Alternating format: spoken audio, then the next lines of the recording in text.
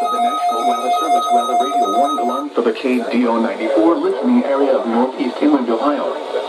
During potentially dangerous weather situations, specially built receivers are automatically activated to warn of the impending hazard.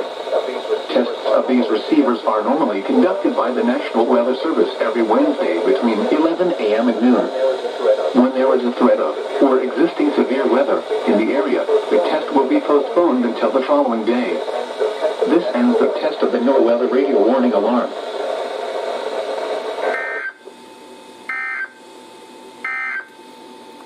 The forecast for northeast inland Ohio. Today, mostly cloudy with scattered showers with a chance of thunderstorms.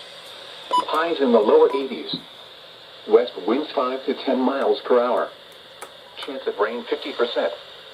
Tonight, mostly cloudy. A chance of showers and thunderstorms. What radio is still on? Mainly in the evening. Humid with lows in the upper 60s. South winds 5 to 10 miles per hour. Oh.